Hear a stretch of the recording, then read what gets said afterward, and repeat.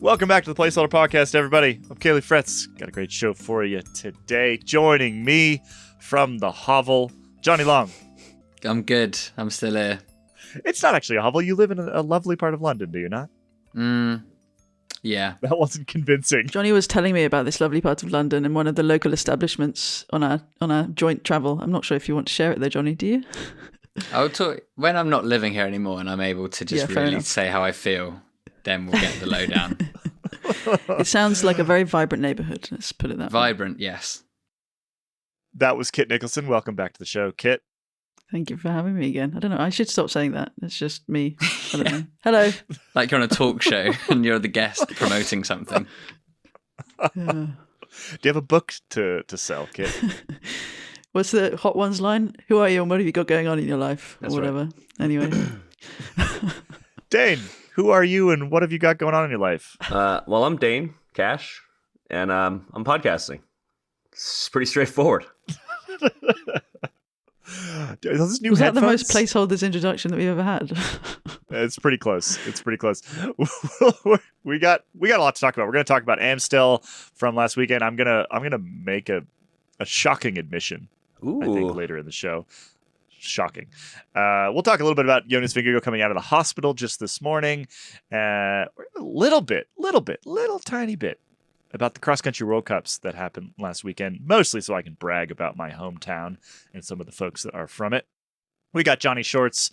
We've got Michelle Froome just tweeting again. Oh, yeah. Oh, go good. Oh, my goodness. Okay, well, we'll get to that. Unfortunately, we will get to that later. We've got Liège coming up this weekend. Van der Poel will be there. We'll do a little micro preview. And then a little weekly pain to wrap things up today.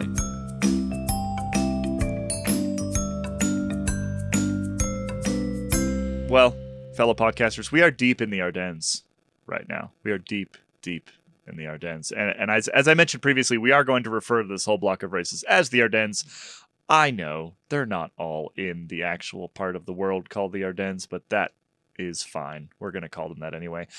Kit, let's kick off with you. Give me a real quick rundown of how Amstel went, which was last weekend. Amstel Gold. Yeah. Well, first of the Ardennes Classics. The women's race got underway first, but it was a bit of a strange start and a bit of a strange race in the end. It was shortened due to an accident on the course, so they were neutralised and then they restarted. Ultimately, it was just a couple of laps of the the laps that we all know that finish over the top of the Cowberg. And a large group came to the finish, largely due to the fact that it was a criterium for all intents and purposes. And Lorena Wiebes was well positioned to take a big win at what she says is her favourite race. But unfortunately, she celebrated too early. And the GOAT, Marianne Vos, came through under her left arm. And yeah, Lorena Wiebes was devastated afterwards, as you can imagine. The men's race was allowed to go more or less unaltered after the morning drama. They just missed a climb in the first 50k. And well, I suppose in the end it was a large group that was slowly whittled down that got away after the breakaway being caught. Tom Pidcock was particularly active. Mark Hershey seems to be on some renewed form, but Pidcock was the strongest, and he led a group of four over the line to win a sprint, almost also celebrating too early, but he just held Hershey and Tish Benoot at bay. I liked his little post-race interview where he made a bit of a joke about having maybe won his second. Do you guys all remember what happened back then? Oh, yeah. Remind the listeners for those who do not recall what he was talking about. 2021, Wout van Aert and I think Max Schachmann were sprinting for the win, and it was a photo finish. Well, to end all photo finishes. Did you listen I think to how the race was won already, Kit? I I literally said the exact same words. Like, that's exactly. Actually, I haven't listened to it yet, but great minds think alike, eh, Dane? That's great. Yeah, so the finish line camera, I mean, but it looked like Pidcock should have won. But the finish line camera was set up in such a way that, it provided fuel for a lot of discussion for several weeks. And Pidcock obviously has held on to that, as you know, is justified. It should have been a big win for him against a big lad, Wout van Aert. but it wasn't. That's what we call bulletin board material in American sports. In the locker room, you put it up, you look at it, it makes you angry. There we go. You go out and you hit him even harder the next day. Yeah, close the circle 3 years later. That was probably the best part of the day. I mean, it was a great race, but what about the podium beers, guys? More importantly, what? And we have some key stats on the podium beers. So just, I guess, a bit of context here. For those who missed the race, who haven't seen Amstel for whatever reason, maybe I scared you off of watching any of the Ardennes. It is Amstel beer is the name of the race, right? And so, unsurprisingly, at the end of the race on the podium, they all get handed a little Amstel beer, an extremely average lager, I think is the way to maybe describe that particular beer. And then they are, I don't know, some of them chug it, some of them sip it, some of them don't do anything. Jonny, we do have stats, though, on, what was it, the fastest chugs, podium chugs of an Amstel, right? Yeah. Who remains in the lead? Well, courtesy of the Twitter account at Stats on Cycling, the lead is still Philippe Gilbert in 2014 with 3.2 seconds. People remember last year, Tadej Pogačar really went for it. He only managed 5.3 seconds. And this year, even though Pidcock, he had a little sip and was like, nah, still don't like it. Like, he doesn't really drink, which explains why he was already making a face as he lifted it to his mouth. Yeah. But then Tadej Benoot, he was second, right? Yeah. Third. Third. Well, he drank 0.2 seconds quicker than Pogačar. Wow. So he takes fourth. And I won't go through the whole other ones, but like Kwiatkowski quicker, but he likes a beer. He did Leroyka and got the beers in, if people remember that photo of him in traditional Molteni kit. Cosnefroy, 3.7 seconds. It's a who's who of racing talent and riders who like a good time. Were you saying that Gilbert was the world champion of this discipline? Yeah. Well, yes, according to Stats on Cycling, yeah. This is like this climb, the Kalberg was like his thing, So I feel like for him to also be best at drinking the beer is very perfect. It was probably part of his training for Amstel. It was probably, something that he did just to be ready. Relatedly, though, if you remember last year, Amstel, we had Tadej Pogačar and Demi Vollering, who went on to almost do the double-triple. But Pogačar chugged his, Vollering didn't. Pogačar then broke his wrist. Vollering won the triple. So there are, the classic thing that happens on the internet. Don't That's chug a your tenuous Amstel. connection, So somebody reckons Tom this. Pidcock is going to win Liège because he didn't chug his beer. There you go. And it might also be because he's like one of the best riders at Liège. That's another possible. That's another good reason that he might win it. Yeah. And Tadej Benoot's going to break his wrist. Is that? Yeah, maybe that's what's going to happen. Oh, God.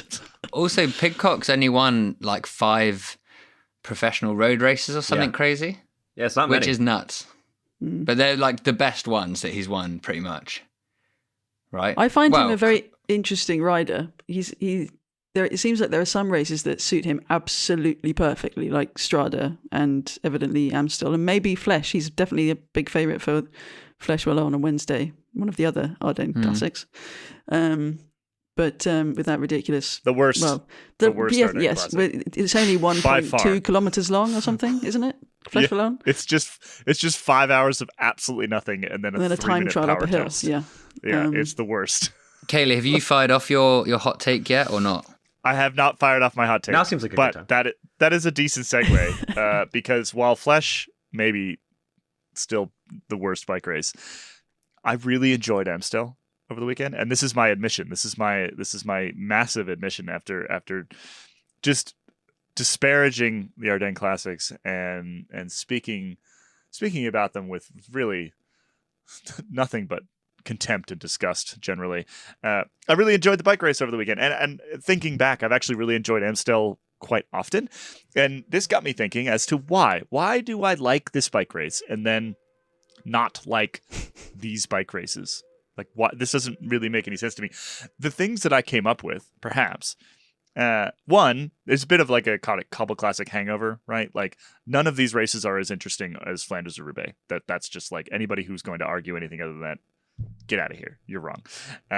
But they can be very, very good races. I think Amstel in particular is like the most bike racy bike race. Like if you just picture a bike race in your head, right? Bunch of riders riding around up hills, down hills, corners, trees, forests. It's a bike race. It's just, TM, like the most average bike race that you could possibly imagine, which is also why it can be quite good and quite tactical and quite fun to watch. But it's just utterly unremarkable. And I feel like this is kind of my broader issue with the Ardennes in general. Is just like you could generally, if you're not talking about like the footage of the Cowberg or something like that, you could drop in to TV coverage of any of these races and have no idea what race you are watching. And I think most of the best races in the calendar, that is not true. You could drop into almost anything in the Tour de France and there would be clues as to what race you are watching. Certainly Flanders and Roubaix, you would know which race you're watching. Yes, Flanders, the course is used on other races, but you just look at how many fans there are and you would know that it was actually Flanders and not, E3 or Dwars or something like that.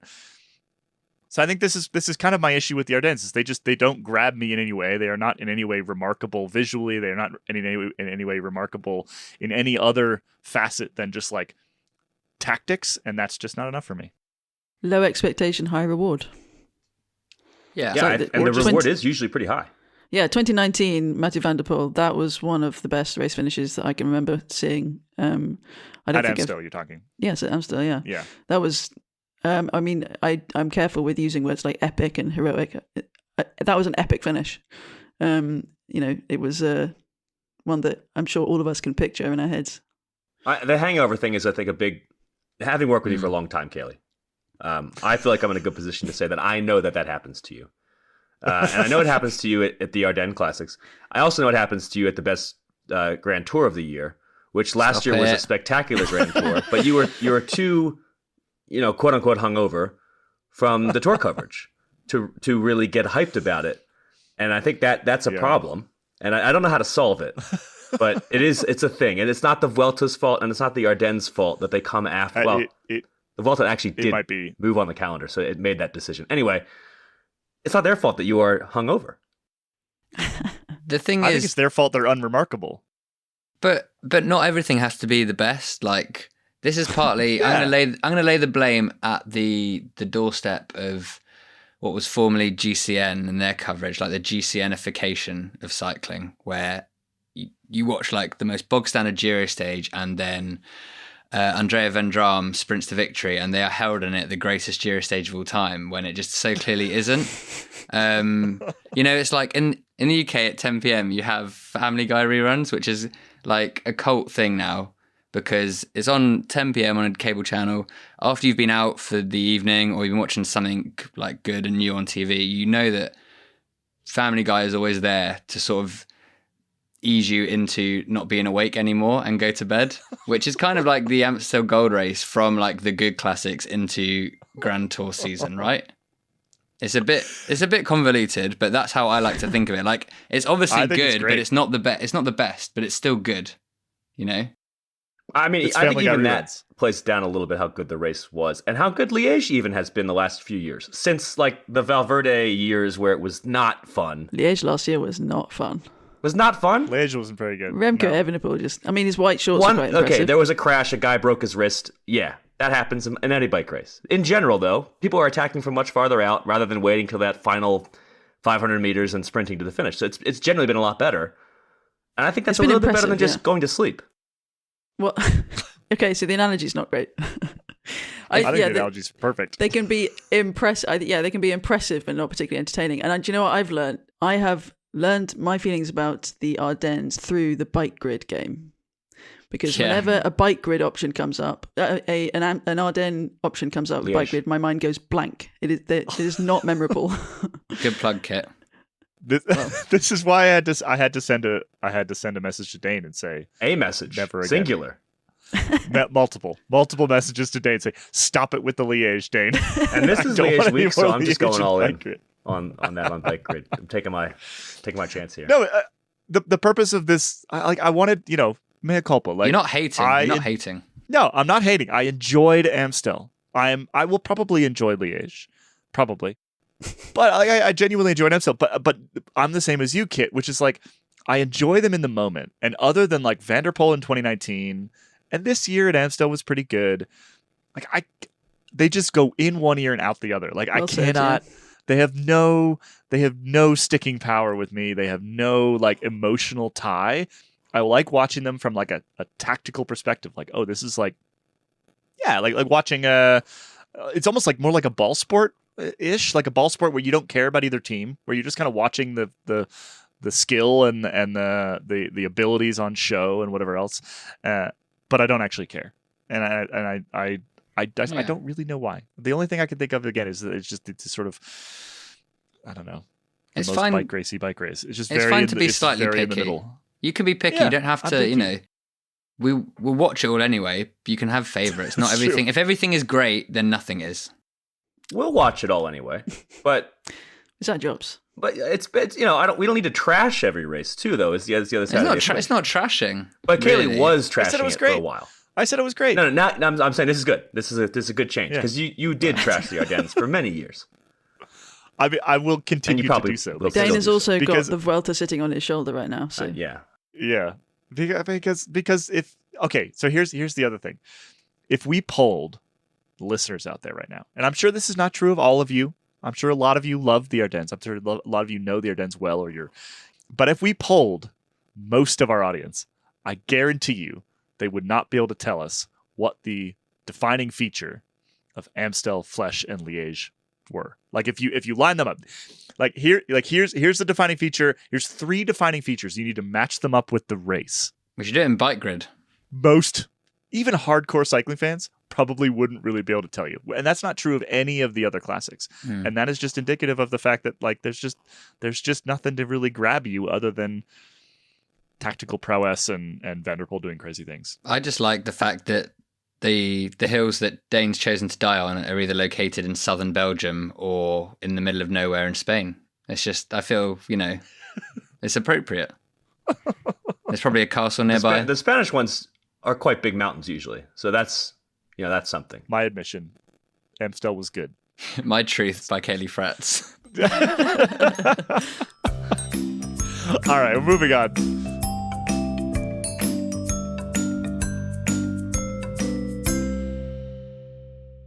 Quick news update. So that just happened this morning as we were recording the episode, which is on Tuesday. Jonas Vingegaard is out of the hospital. Tell us about it, Dane. Jonas Vingegaard is out of the hospital. Done. cool. 12 days ago, as everybody who was listening to this podcast will know, he crashed very, very hard, along with many other big names, Remco, Evenepoel, Jay Vine, a bunch of others, at the Basque Country on stage 4. Suffered a broken collarbone, broken ribs, lung issues, and had, I think, 2 surgeries in the hospital. Now is out of the hospital 12 days after the crash. Unclear what's going to happen now, because I mean, obviously the Tour de France is 2.5 months away. He's a defending Tour de France champion, but is he going to be fit enough to contend? Is he even going to race? We don't know. But we do know that, I mean, as far as the first steps of recovery are going, they seem to be going well. I mean, being out of the hospital after 12 days after such serious injuries, to me, seems to be, I'm not a doctor, obviously, but that seems to be a good start. And I think both of those surgeries were also successful. So that's, again, a good start.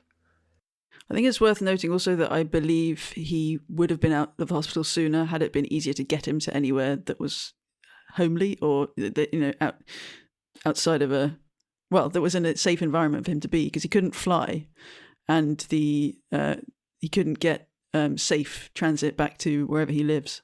So who knows how much sooner he'd have been out, but I think we started hearing about this middle or late last week, I think, and his parents were saying that they hadn't been able to see him or even talk to him for a while. But I think, it's a good thing he's out of hospital.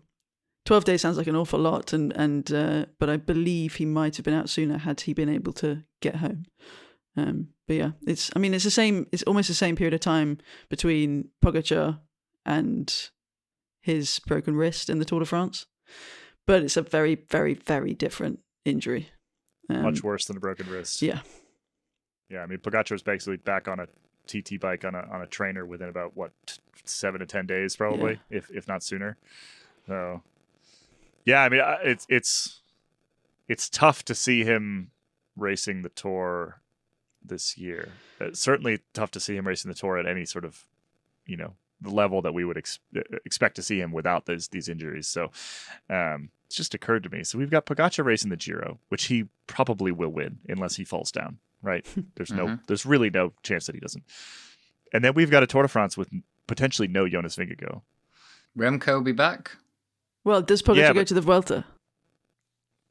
Well, so if Pogačar does the Tour, is this the Giro Tour double year?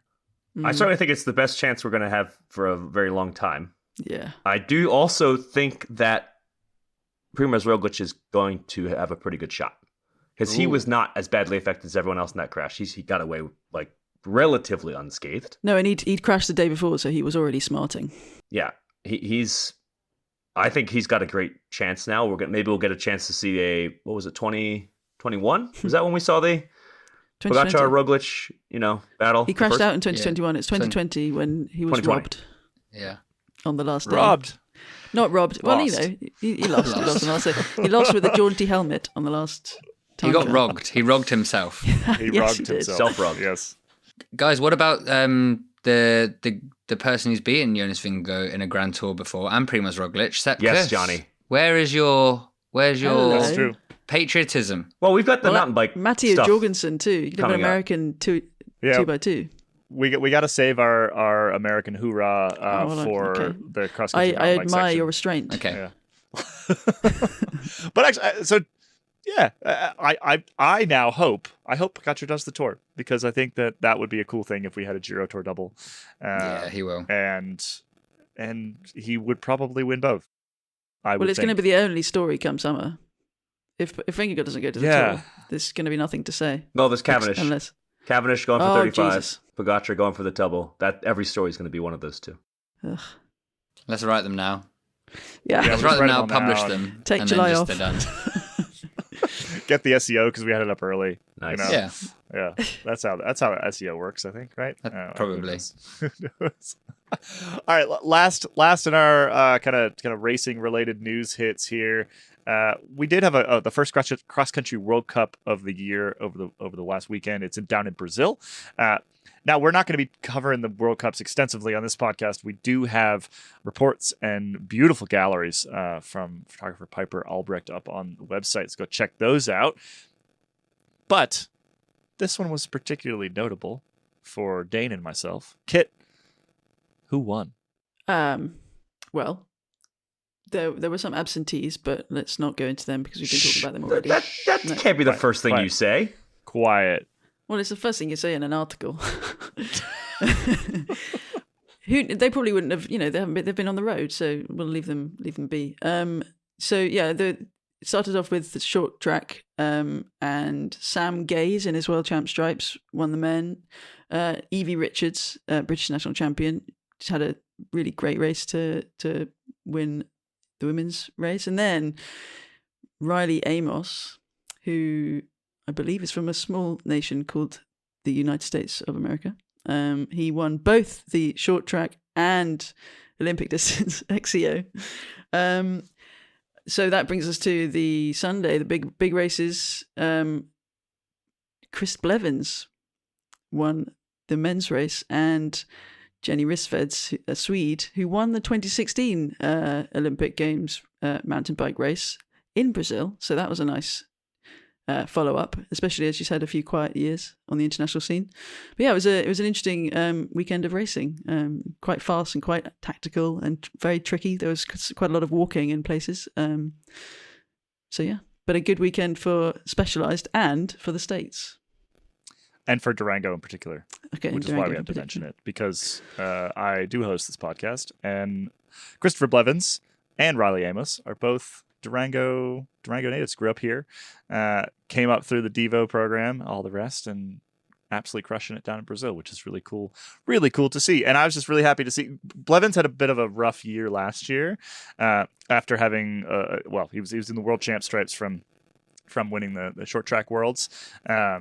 It's good to see him sort of back on top. And then Riley Amos is still quite young. He's obviously still racing in the U23s, but he's a massive talent racing for Trek. And yeah, just another one to keep an eye on. I can't believe that Christopher Blevins is a mountain bike racer and not like a bespectacled man working in a British museum. Have you? He's like a very. He has a wide array of talents. Yeah. Oh yeah. He raps. He writes poetry. He raps. Yep. He's a really interesting guy. Yes. I will look. Yeah. I will I mean, he's be also- looking it up when we finish recording this. You know, he is now focusing on the mountain bike, but there was a time when he kind of had a choice where he was going to put his talents, and he was very good on the road and very good at cross as well. So He raced with Action for a bit, didn't that's he? right. Yeah. Yeah. Yeah. I thought you were about to say he had to choose between like the West Coast rap scene or mountain biking. In Yeah. I Colorado. mean, being in Durango it's sort of hard, I would say, to pinpoint. You know who snuck onto the podium with him? No, I don't. Peter Sagan. Really? No, he didn't. Well, he didn't earn his spot on the podium. He just literally snuck up. He was there in specialized the- gear. Yeah, Um, like the No. whole specialized team Yeah. kind of got up on the podium to Yeah. celebrate, which was quite endearing. Oh, yeah. Hmm. Congrats to Christopher. Congrats to Riley. Congrats to Peter Sagan. Obviously. That's enough mountain bikes. We'll be right back.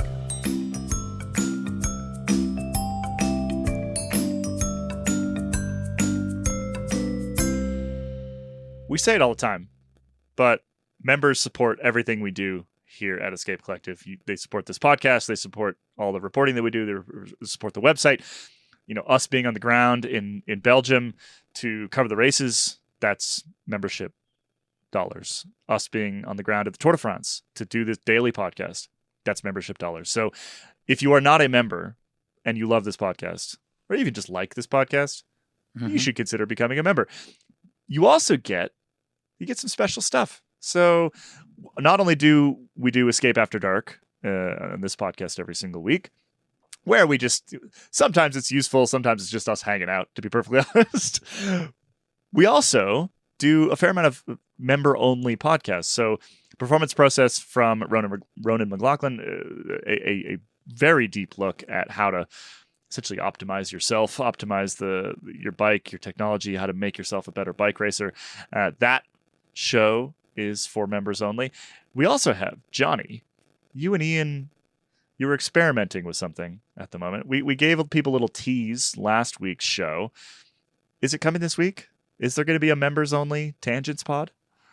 Well, there's going to have to be now because we're plugging it and using it as bait to try and get people to become members.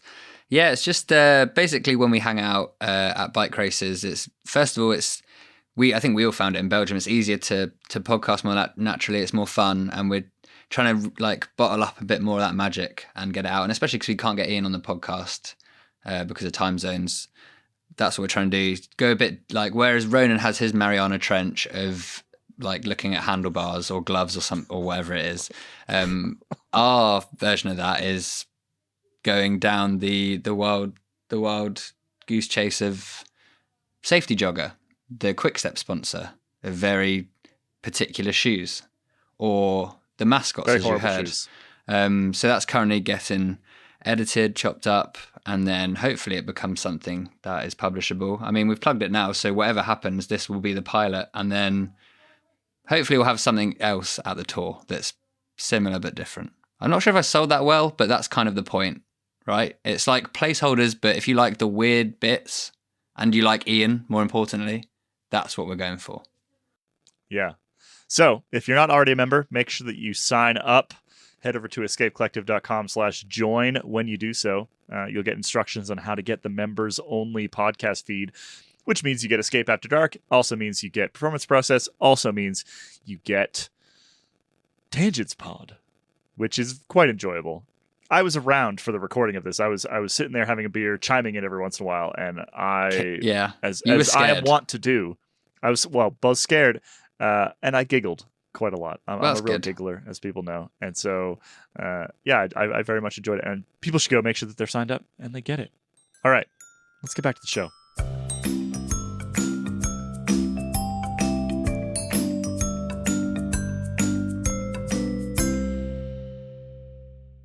Welcome back, everybody. It's time for Johnny's Shorts. Is Demi Vollering about to become a millionaire? The Dutch woman is apparently set to leave SD Works, and despite rumours, there's a U in this word, linking her to Lidl Trek and UAE Team ADQ, FDJ Suez are in the driving seat to acquire her signature, according to GCN's agent whisperer Dan Benson. She also likes how the race was won. Oh yeah, We've she got a did like it on couple of riders Instagram. Yeah, She liked it on Instagram. She liked the video of you, Dane, That's pretty cool. doing Tactical Breakdown with Cosmo on Instagram. We've had a few riders who are doing that, and if you're listening to this podcast, just know that it makes us feel very good. So please keep doing it.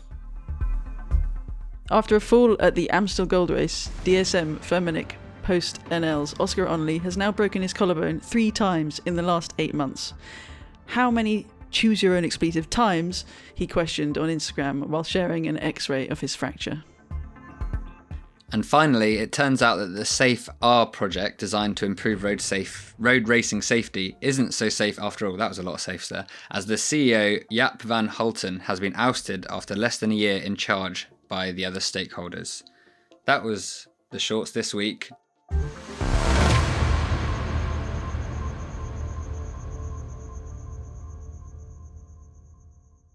Question, which do we think is the more egregious name? Safe R with the R capped up, or DSM Firmenich Post NL? Safe R.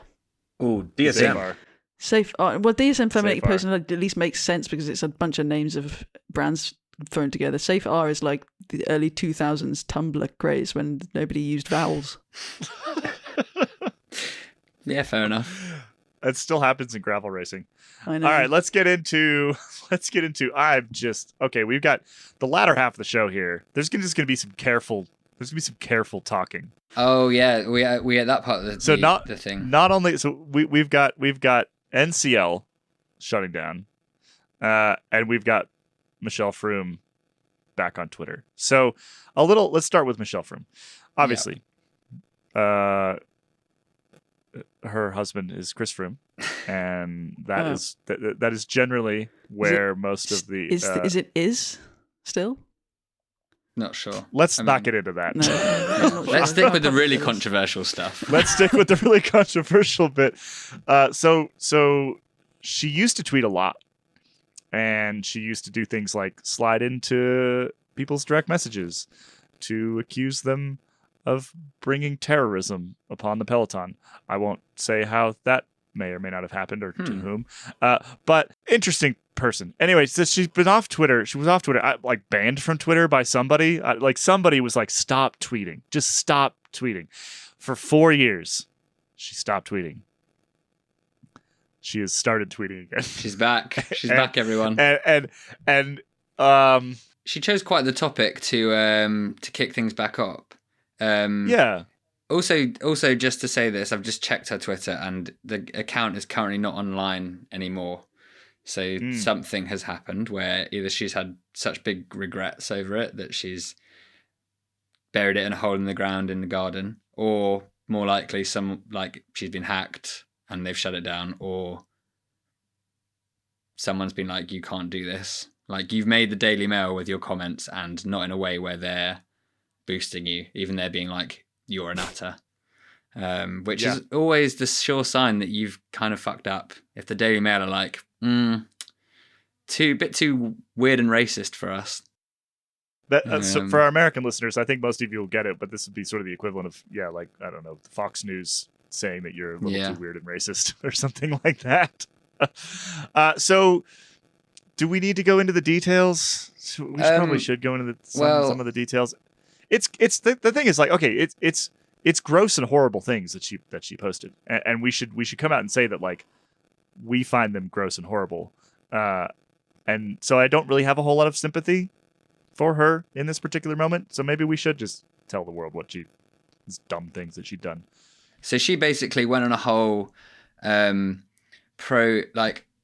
whichever side of the whole war thing you're on, doesn't really matter. Her whole stuff was way beyond the realm of reasonable sort of discussion or argument. She was saying like how Muslims are a drain on modern society and all this like mental shit.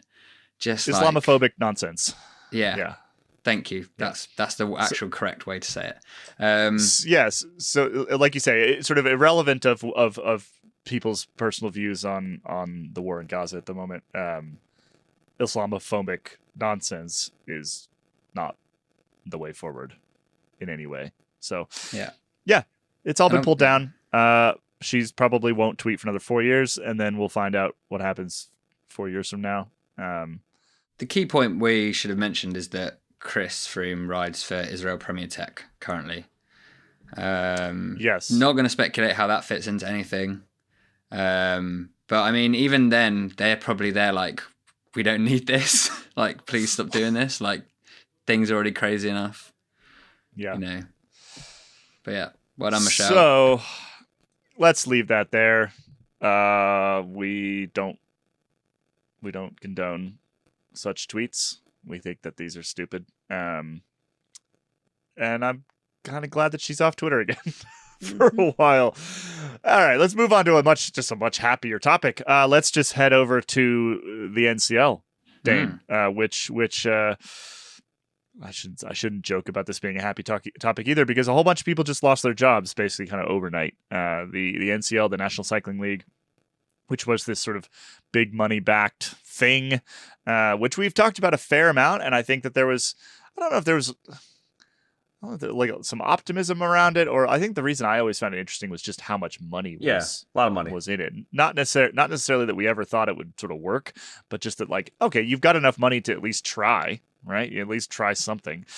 And well, apparently not enough money to try something, because they announced this week that the whole thing is, well, they're calling it putting it on hiatus till 2025. We've done a little bit of additional reporting on this, and I mean, based on the fact that they appear to have basically gotten rid of all employees, I don't see it coming back in 2025. Do we know anything else, Dane? Well, so first, just a real quick, the context of the optimism. I mean, tons of money came in from investors, like big name investors in the basketball world, and a couple of other people who are very wealthy. The racing format was this wacky brand new thing that is nothing. I mean, not nothing like, but it's quite unusual. And yet at the same time, like, I didn't hate it. It was kind of fun. And, you know, every other. Yeah, you went to one. What's that? Oh, I went to one. Yeah. You went to one. I went to the one that was here in Colorado. And seeing as every other major American road race has folded, why not do something wacky and weird? So yeah, it was fine. I was optimistic. It had money behind it. Why not? They were employing lots of people at least. And then that changed at the end of last year. They laid off a bunch of the riders that they had signed. Like, they didn't pay their contracts through the end of the year. But then they said, we're going to add a new team for the 2024 season. They did bring on several returning riders. So they seemed to have a sense of optimism, or at least that's what they were projecting, which is often what you do when you are trying to get people to give you money. And a few months after all of that, they came out, I guess it was Monday now, and said they are, quote, going to quote, pause operations for the 2024 season effective immediately, with the goal to, quote, restructure and rebuild for 2025, which, if you have been around bike racing long enough, you are well aware that when races, organizations, whatever, say that they're taking a break, going on hiatus, generally they don't return. There are some exceptions to that, but it is pretty common that they don't return. And this is like the nth time that there's been some dramatic reversal of fortune, and there's a lot of behind the scenes nonsense, and it's not good vibes, bad vibes. Yeah, there's a fair amount of drama behind the scenes, which I think is something that we're looking into extensively, and there will be more on that. This is also the third time that basically a nearly identical idea has failed, like let's do an American crit series thing. It's literally the third time, and in fact, two of them had the same name. There was previously a National Cycling League. So I don't think anybody is particularly surprised by this turn of events this week. Yeah, I think that was the general feeling in the comments of the story that we put up yesterday. No surprise. The bad vibes are, I think, a bit more fervent than maybe other failed attempts where it's like, it didn't work out. It's a bummer that the money didn't go anywhere. But in this case, I think a lot of people feel like there was some misleading going on with the optimism. And part of that is we've been hearing like riders keep getting asked to sign new NDAs like at every step of the way. And if you have to tell people, if you have to have people sign a piece of paper that says like, please don't say mean things about us or else we won't do this thing that we said we were going to do, that's not a good look. And it doesn't suggest that your business model is effective already. It doesn't really grow confidence that, you know, anybody's going to want to give you new money as soon as that information gets out, because sure, these riders might sign the NDA, but we're going to find out about it. So yeah, the fact that they're asking everybody to us not to say mean things is just never a good look. Yeah, they're talking to us anyway. Yeah, exactly. So, well, like what I mean, you know, if you sort of look at like what leverage do they have with an NDA? Like if they've all been fired and there's no real severance package, there is no severance package. Like what leverage do they have to sign an NDA or to enforce an NDA? Like there's just nothing. There's nothing there legally. I think the sad truth for a lot of these riders, particularly this was last year. I mean, they're not World Tour racers, with the exception of the one who went on to the World Tour, Riley Sheehan. And many of them are coming off some of them are coming off the World Tour. Like Sergio Henao was there last year, which was pretty cool to see Sergio Henao racing in a parking lot in Denver. I mean, I would not have seen him anywhere else. That was great. But I don't know if that's cool. But a lot of these people are sad. They're on the fringe of the pro scene, and they don't have the resources to, you know, they got to take what they can get. And so you know, the lack of leverage, any leverage at all, if it's like, if you sign this NDA, we will give you some tiny pittance. I mean, it's a kind of a bummer, but like to a rider on the very fringe, that might actually count as something, which it might not have counted, well, to Sergio Henao himself, maybe 10 years ago when he was winning Paris-Nice. Yeah. There are some good things about this whole thing. One, you got like Riley Sheehan made his way into the World Tour, had a phenomenal ride at the Classics just a couple weeks ago for Israel Premier Tech. Great. Congrats to Riley. There's been some other riders that have sort of like on their way up. And I know that some of the folks involved with the NCL, that was one of the reasons why they were involved in the first place, is they saw it as a development pipeline that is largely broken down in the United States. Bad things. Long list. But I'll keep it very, very, very short here, which is basically the finances would not have meaningfully changed between last fall and today, right? They're using investment cash that has been in the door for quite some time. And so like the bank account, you know, doesn't look meaningfully different then to now, or the projections don't look meaningfully different then to now. But rather than sort of shut the whole thing down last fall and allow these riders to go find other contracts while there were spaces on teams, and same thing with staff, right? Like all over the place. It's not just riders here that have lost positions, lost roles. They wait until April when it is basically impossible to get on any team ever. You know, maybe one or two of them will get picked up, but it will be for an absolute pittance. It will be for almost nothing. And that, I think, is really the source of a lot of like there's anger. There's real anger out there. I mean, people like Mike Creed, who anybody who's been following American cycling for a while will know that name. You know, his Instagram is just spitting fire right now, and I think that's a big source of it. Is like you could have made this call in October or September, and riders would have had a chance in hell of finding a ride. But it's April, and so you've just pulled the rug out from underneath people, and like these are jobs, these are careers. You know, even if they're sort of on the fringe of pro cycling, it's still how these people were making a living, and now they're just left with almost nothing, which sucks for everybody, right? Like I have spoken with people internally who are really feeling this and how terrible it is. I mean, internally at NCL, and of course we've spoken to riders who are just pissed off, and it sucks for them. So the whole situation is pretty awful. You know, I think it's a warning, really, to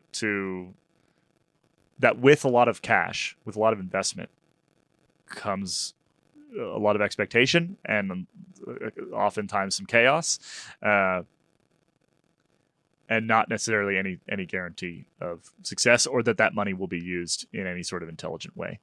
So I think maybe we just leave this one there. That's the update.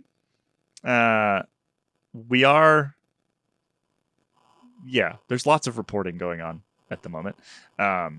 and we're gonna tie some strings together on this one for you all. We're considering sort of a longer podcast on it, written story, something like that. But anyway, keep an eye out. Make sure that you are signed up, because this is the sort of thing that we could dig into, because we have your member support. Because I think it's a fascinating story with some broader. It's a bigger, broader story than just the NCL. Is what I'll say.